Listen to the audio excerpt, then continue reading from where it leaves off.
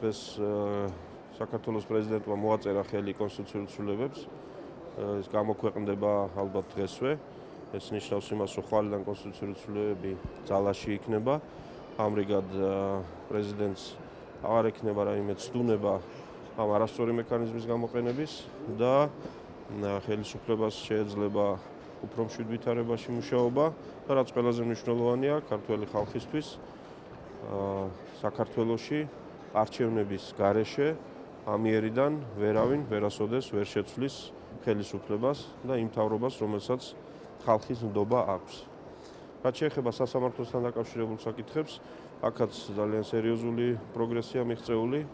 გუშინ შედგა სატელეფონო საუბარი კიდევ პრემიერ-მინისტრსა და უზენაეს სასამართლოს თავმჯდომარეს შორის, ბატონ ნიკო ტეკუბლაშვილი ბრიუსელში იმყოფება და კიდევ ერთხელ დადასტურდა, რომ შეთანხმება, რომელიც იქნა მიღწეული სასამართლოს თავმჯდომარესთან და სასამართლოს ხელისუფლების წარმომადგენლებთან არის ძალაში და შესაბამისად იუსტიციის საბჭოს დაკომპლექტების თუ იუსტიციის საბჭოსთან დაკავშირებული ყველა ის საკითხი, რაც ეხება მოსამართლეთა კონფერენციას, დღეს არსებული წევრების უფლებამოსილების საკითხებს და ყველა სხვა თემას, ეს შეთანხმება ძალაშია, ეს შეთანხმება ასახულია კანონპროექტის არსებულ ვერსიაში და ჩვენ ამ შეთანხმებას ბოლომდე მივიყვანთ. ეს ხადია ეხმიანება ვენეციის კომისიის რეკომენდაციებს სრულად. მეორე ნაწილში, რაც შეეხება პარლამენტის მიერ 6 წევრის არჩევის საკითხს, ამ თემაზე მიმდინარეობს კონსულტაციები უმცირესობის წარმომადგენლებთან, ვინაიდან ეს უკვე საპარლამენტო თემატიკაა და ამ ნაწილში ჩვენი უმრავლესობის პოზიცია რჩება უცვლელი, ჩვენ ვენეციის კომისიის დასკვნების, რეკომენდაციების სრულად გათვალისწინებით ვაპირებთ ამ საკითხის გადაწყვეტას. ეს საკითხი რეგლამენტის დონეზე მოგვარდება თუ კანონპროექტის დონეზე თუ კანონში ცვლილების დონეზე, ეს ტექნიკური საკითხებია, რომელიც მარტივად გადაწყდება.